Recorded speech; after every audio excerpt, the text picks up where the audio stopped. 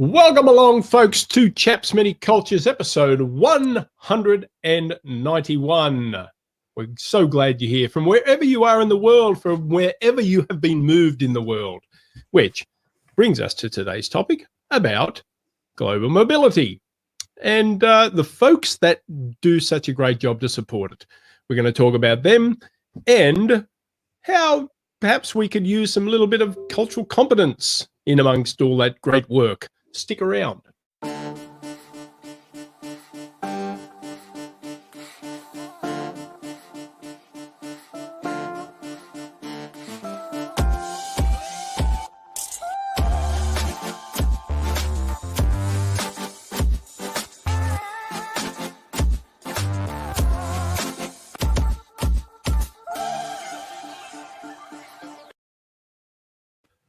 Yes, we just happen to be back. The #1 show of the business of culture and the culture of business.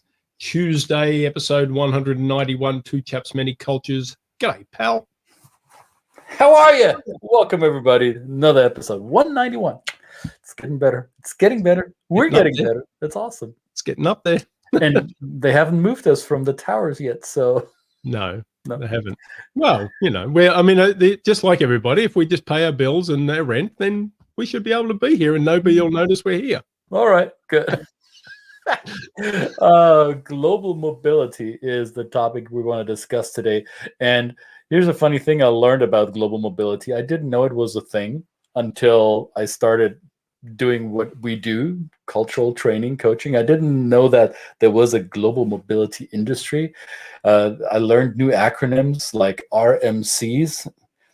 And I was in meetings when people were throwing these acronyms, or, oh, we got to talk to those RMCs. And I thought, what the hell are they talking about? What is an RMC? So for those of you who are also wondering, it's a relocation management company. I didn't know what that was for a long, long time until I realized that there are big box service providers who manage everything and anything around a relocation. So I have this habit of staying abreast with my industry and the work that I do and clients that I serve. So I have all these Google News alerts, and one of them is global mobility. And the funny thing is, I get news alerts or headlines with the global news, Google News alerts about electric vehicles and railroad systems being built and everything about moving things, right? So I realized, oh, that terminology of global mobility may be confusing to some people because some people may give it a different meaning. So I thought, now that I learned what global mobility is in our industry, the moving of employees around the world with all the stuff that they need in order to move somewhere, and stuff could be other people, right? That there is another connotation to the term global mobility. That's not what we're talking about. We're not talking about electric vehicles. We're not talking about your aircraft systems or your most efficient railroad machines. No, that's not what we're talking about. We're talking about global employee mobility, right? Just to get that out. It turns out, growing up on a diet of, Star Trek, that teleporting had never been invented, really. Didn't exist. No. So therefore, people just didn't magically appear in another country with all their stuff. That's figure. Not a thing? Go figure. There are actually wonderful professionals in this work that handle this, that handle all this. The moving parts are unimaginable. I mean, I think...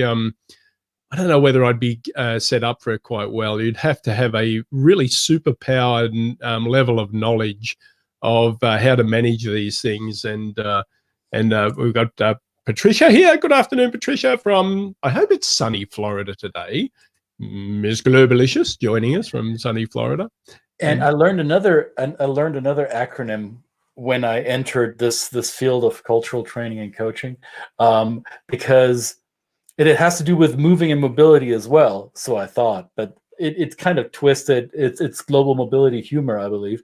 But one of the foundational researchers, one of the godfathers of cross-cultural comparison, is a gentleman, or was a gentleman, he passed away recently, from the Netherlands. His name is 𝙏𝙬𝙤 𝘾𝙝𝙀, and he began his research, his cross-cultural research, at one of the truly global companies at his time, a company called IBM.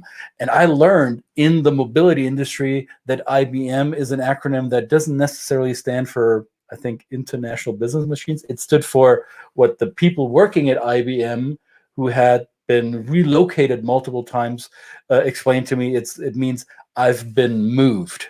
So a lot of people working at IBM know that. Have you never heard this one?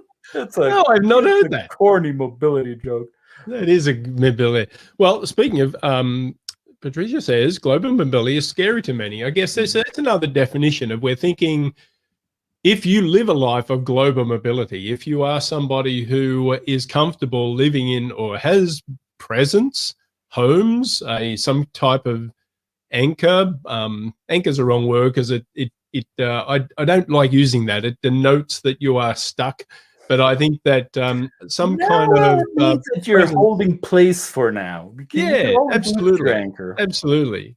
So it is sometimes for families, especially if somebody's kind of developed this ability to be able to speak many languages and live in different areas. Their family might look at them and think, why can't you just settle down? Why can't you just settle down one day? But no, Patricia, I don't think she's with somebody who will settle down, and she will inspire us always to be globally mobile. But I had an experience, speaking about these RMCs, of being invited to an RMC once. And because what we provide in terms of the cultural competence, and we're talking about the cultural aspect of providing these services today, I guess what we do is kind of seen as something that is relatively small and something. Martini, there you go. Yes, and so I guess there was a curiosity of that RMC to develop some knowledge with the people, the great people that were doing this work of the actual logistics, to give them some insight in what we do. So I got to present this information with the kind of, I guess, a little bit of an ignorant preconception that they all got it. They all understood it. Because these are all wonderful people from different parts of the world that spoke many languages and interacted with people from all around the world. But then to truly just kind of put a framework or demonstrate how we work with the clients was something of a revelation for them. And it gave them the tools not only to speak to their clients about what we provided and the value of it, but also it gave them a pause to reflect on, am I actually being culturally competent when I interact with these people from all around the world? And how can I maybe think about that when I'm delivering information and communicating with them, which is what we kind of want to gently suggest, that if you're in this field, that you think about that. That's a really powerful thing to be able to put in your toolkit, I guess. And Patricia says, RMC, what does each letter stand for? I'm sure she's asking this not for herself, but for the audience, as we know that she works closely with one of these RMCs. RMC stands for, we said it earlier, Relocation Management Company. There's many out there, many of them doing great work, as Brett said, and they're handling many of the logistics or support aspects that come with moving people or organizations or teams across the world. What I noticed in working with relocation companies, not everyone who works for a relocation company works for them in an international capacity. So many of these relocation companies do domestic moves and global moves. And sometimes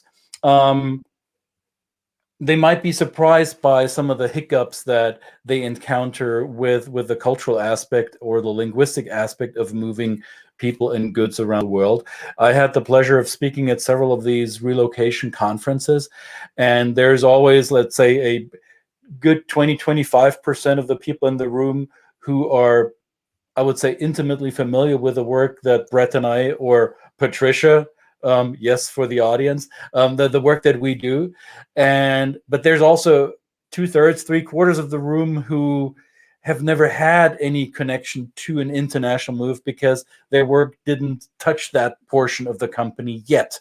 And it's interesting to be reminded that the assumption that we sometimes have in the intercultural field, that the RMC people, the mobility people, they, of course, they get all this. Yes, some of them do. Not all of them are automatically involved in a global reload project.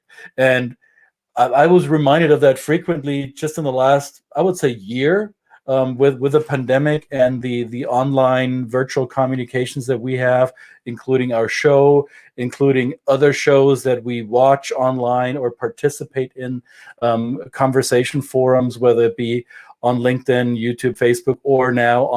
There's a lot of people in the global mobility field who are eager to learn about what we do, right? That's why we called this episode, How Do These Worlds Touch Each Other? How do they complement, benefit, cross-pollinate?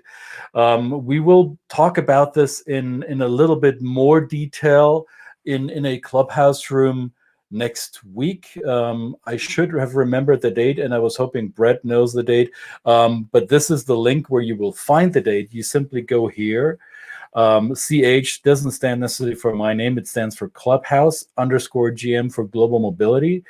If you go to that link, you'll find the bookmark, so to say, the calendar entry for that room. It is co-hosted or hosted by people in the mobility industry, Christine Caldwell, namely, and Ben Cross, who both work in the mobility field, who invited Brett and me to talk a little bit about how culture and cross-cultural work is important in the mobility arena. And I think it's fascinating to listen to each other in our respective fields, because there are things that I am not aware of in the logistics or in the support arena when it comes to moving things, right? Household goods or machines for the company, or all the cross-border taxation stuff, the benefits and compensation puzzle piece that goes into a relocation.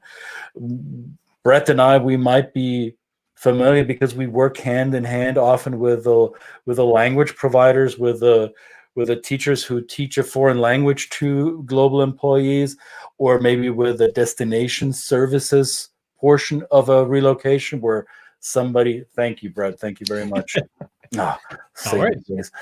I keep babbling while he does the work in the background. That's true teamwork. Thank you. So as you can see, we want you to be there. We also want you to tell us where you are. Patricia already modeled it for you. Martinique, well, good for you. But there might be some of you who are not in the Caribbean right now. Let us know where you're watching this. Maybe let us know if you moved there, if you have been moved there, or whether you're going to move away from there soon.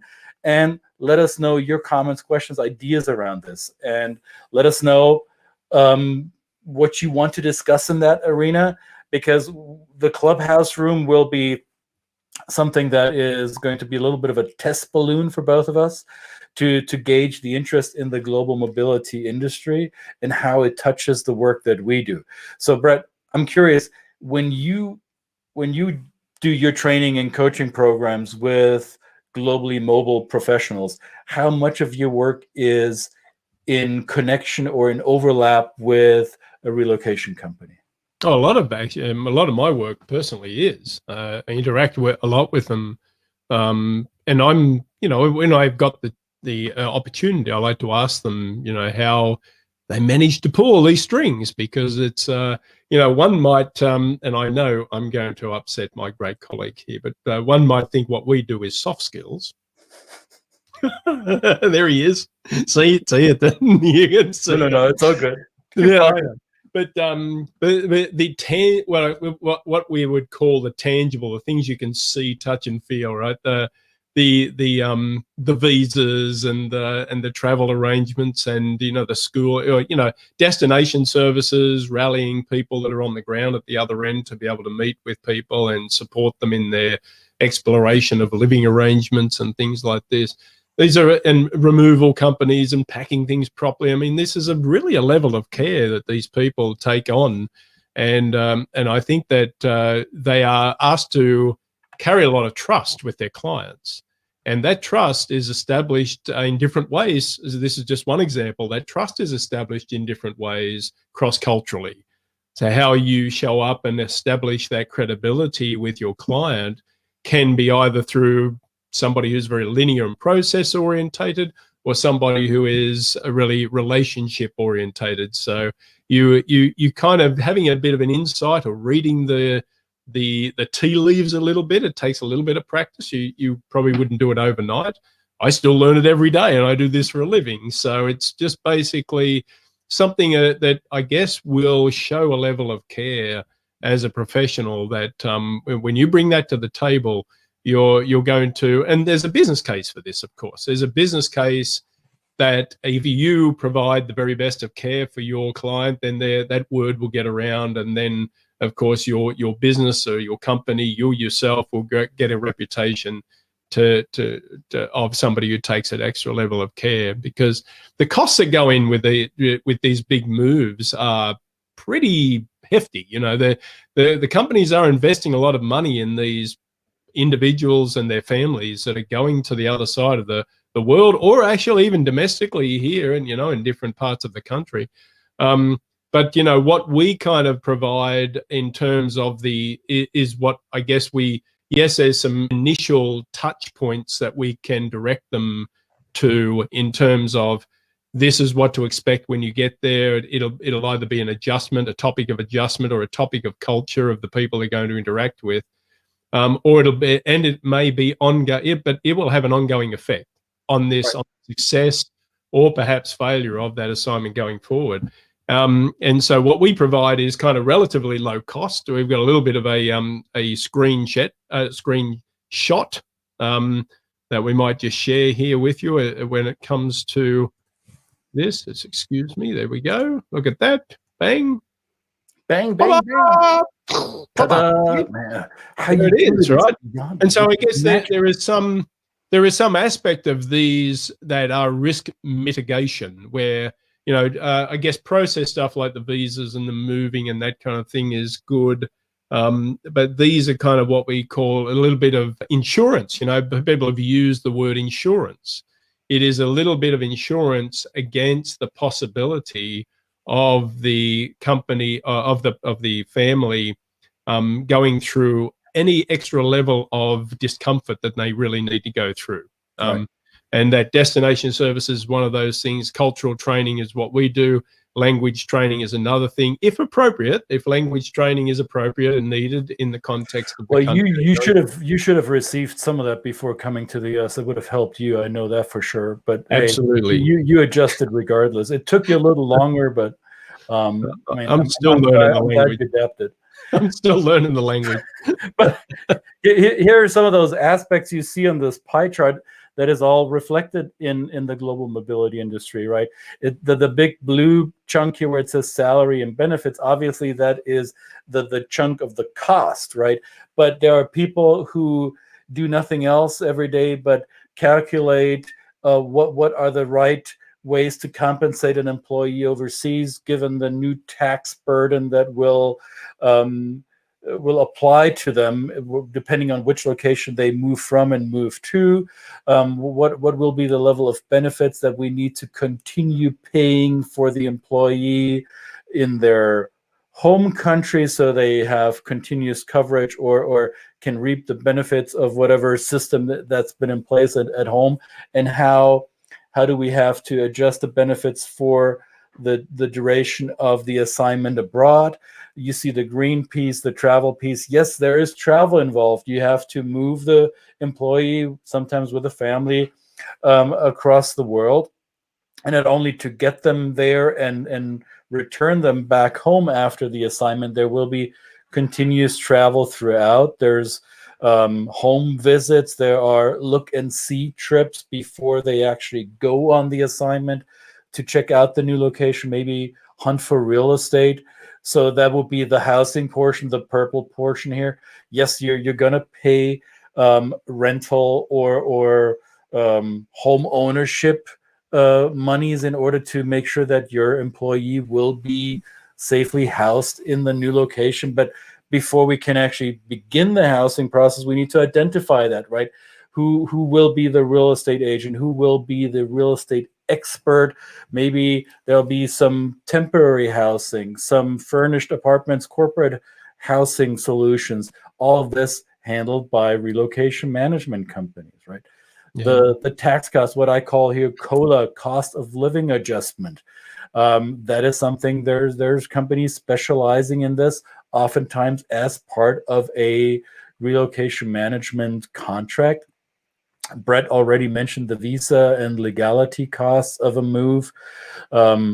School tuition. How do I prepare an assignee and their family for school-age children? What does that entail? Do we as the company need to take care of private school or public school contributions, financial or non-financial contributions to the local school system on the ground? All of these are questions often answered by global mobility professionals, right? So this is a big pie that accompanies a foreign assignment.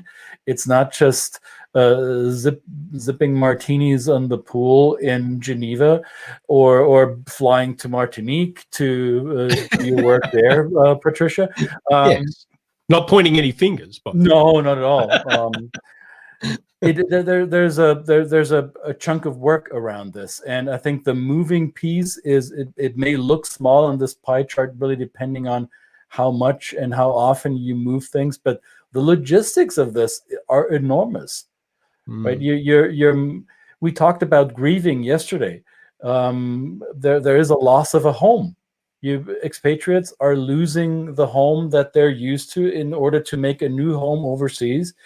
And in a moving company, where all the mobility pieces around this contribute to making this loss as bearable as possible, right? So if you're moving parts of a home to another location around the world, you need to keep that safe. You need to protect, like, frames for pictures, or a certain glassware that you inherited from your grandparents and you can't live without them, or any type of damageable goods that are inanimate objects, but they mean a lot to the employee. You're not simply completing a task, a logistical task. You're moving people and their things to which they have an emotional connection. And if you don't do this right, there will be a grief for your employee that will make them less functional, less operational, less successful for your organization. All of these are aspects that we, in our field, in cultural training and coaching, we address this as a support system. We help your employees to cope better with these changes and adjustments, and that's why we encircled it as your risk mitigation piece of that big pie, right? You have a choice as an organization. Is that worth my while? Do I want to engage in language training, destination services, cultural training? Do I want to spend that little sliver of a pie extra to ensure that big pie? Or I'm going to be stingy, and am I going to be willing to risk losing the entire big pie, that big investment in foreign talent, that big investment in global mobility features and services, over a cultural mismatch, over a grieving process that is not well handled and not well managed, right? Yeah, I bring in the I call out the partnership in this, even in the trainings. We talk about because look at, this is actually a big responsibility that the global mobility support people are handling, right? And it is something that we bring in as kind of an integral part, as partners in the relationship we build with the RMCs, other global mobility people. So that's important. And I think, Patricia, if you could, and I saw this because Patricia does a great job of these seminars, so maybe working in the Caribbean is no vacation. I'm open to be convinced. I'm open to the idea that maybe Caribbean is no vacation, or Caribbean, as we say in Australia. And thank you, Lily. Thank you for joining. Well, I'm keep that up a little bit. Lily is one, I know her personally very well because she's part of the family. Actually, she's my mother-in-law, so I'm going to call her out on this. But oh, Lily's a I could get some dish. Lily works in real estate, right? And she's part of that pie as well. She's part of the global mobility supply chain because she's one of the few, if not the only, bilingual realtor in her footprint in the geography she serves, right? So that is the cultural piece that you want as a global mobility organization. Any RMC will handpick their real estate agents in a certain area. They're going to look for those who can handle a client that comes from overseas. If you're not a real estate agent who understands the needs of a foreigner, then the task will be harder for you to complete, and the frustration levels will easily rise. If you have a realtor like Lily, that's going to lower your risk or lower your frustration level. So that's why we call this episode Cultural Intelligence Touches Every Single Piece of this global mobility supply chain. And the more you can install that in your global mobility policies and processes, the easier it will be for your employees and for your entire organization. Yes. Thanks, Lee. I agree with you too. Excellent. So how else does your work touch the global mobility field, Brett? So do you, whenever you get assigned to new expatriates and their training programs, is there an exchange with the RMC? Will there be an information exchange, or is this something that is now on autopilot because you know them very well and they and the RMC will basically hand it off without any glitch? There is a little bit of that. I think what I find is that most of the there is a great degree of, like, I'm moving, I'm arranging other stuff, so you just look after the cultural stuff, and that's part of it. But when I can, gently, and not to annoy, not to be kind of another fly in the ointment, is that I do include, and of course the RMCs like to be copied on communications, but I like to keep them informed of the process and let them see the responses from the people. And of course we share any feedback on the trainings with the RMC so that they know that we're delivering the quality that they expect. Not to say, everybody gets on, and you're going to have a perfect facilitation every time, but the way that we deliver this, we want to be able to get feedback going both ways so that the clients are comfortable sharing their feedback with the RMCs. They know we're doing a good job at the correct level of expertise and support that we can, which means obviously in our work we're responding to the needs. We did an episode on needs and establishing needs, and is that the right word? Is it just basically establishing the respectful dialogue, open dialogue of what people really are expecting when it comes to cultural training? I think that's another aspect, to keep the RMCs informed as much as possible as to what we are delivering, because they sometimes may be confronted with the question from the clients, hang on, I know what a box is, and I know you're moving this from point A to point B. That's easy. And now you're telling me to do cultural training. No, so what is it? And so the RMC goes, well, I don't really know, but I'm gonna send it to you anyway. And your company has authorized it, and they certainly believe in it, so it must be something. Right. So I think keeping the open communication, being available to answer the questions of the global mobility professional and how they answer the questions for their clients is an important part of that. So I agree. Process. And Miss Globalicious Patricia here brings up an interesting point right here. She says, right now we're dealing with a volcano that erupted, and it's hell for expats on the island of St. Vincent. I'm not sure if it's an English or a French-speaking island.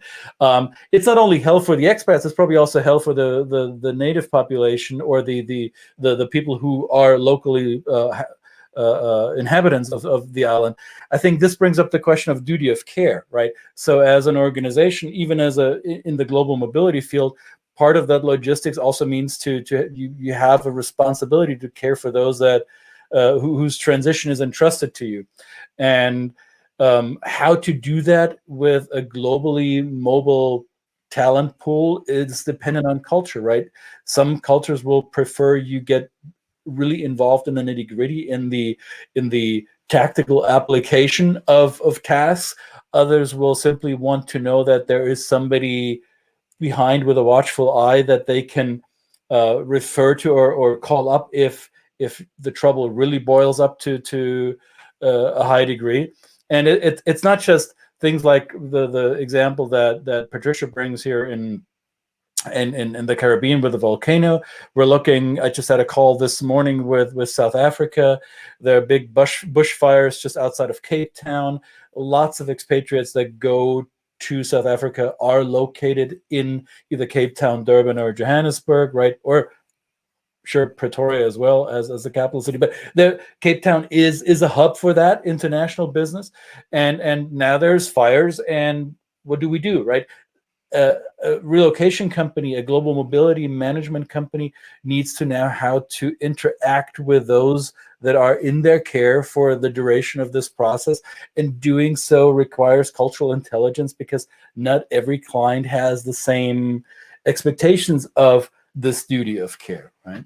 Yeah, absolutely. And no better example of that was when the pandemic kind of hit us all. There were many people that were looking to be brought home very quickly. You know, there was that kind of level as well. So it's a fascinating field, and we have the absolute highest respect for the people that can juggle all those magical balls in the air, because I'm not sure I'd be up for it. I mean, I'm happy just, I'm in my lane, right? You know, stay in your lane, dude, right? stay in your lane, bro. But I will always sing the praises of the wonderful people that do this. And we are looking forward to meeting a whole group of you, if you are in that field, or others, next Wednesday at 11 a.m. Central Daylight Time, 12 p.m. It's an open forum. So whether you work in global mobility or not, or whether you're in cultural intelligence or not, you might be interested in this topic where these worlds meet, or you might be about to enter this field on either side of the spectrum. If you're on Clubhouse, or if you want to be on Clubhouse, let us know. We might even have some more invites for you to join. Plenty of invites. It sounds like the mass media makes it sound like it's a exclusive club of digital snobs. It's not. Let us tell you that it's a budging social media tool where we don't need to show our faces. We can talk openly. It's not recorded. You can be as open and candid as you please. And we'd love to have you there and join us in that conversation. Fantastico. Thank you very much. We are off to have a wonderful afternoon. Thank you, sir. Another episode 191 to Chaps Many Cultures, the #1 show on the business of culture and the culture of business. And we'll be back tomorrow with another random topic that we've just made up on the spec. But because every day's a new day. Every day's a new day. We do wish those that may be having difficulties, location difficulties through some of the natural machinations of Mother Nature, as we say, that Patricia just so alluded to now. And other parts of the world, we hope everybody's safe, and that you do have a big support network that can get you out if you need be, or keep you safe if you don't have to. So just a little kind of wish for you, and thank you very much, sir. And we will be back. Thank you, Patricia. We love you back. We love you back. Absolutely. We love everybody. I'm not wearing my hat, but I have this hat that's ELE. Everybody love everybody. That is true. Yeah. Thank you, Two Chaps. All you need is love. Oh, no, I was told there was no singing, so that's going to be stuck in your head for the rest of the day. All right. You are welcome. Yes, I am very welcome. See you all tomorrow. Two Chaps, Many Cultures out for now. See you again tomorrow. Bye-bye. Thanks, guys. Bye.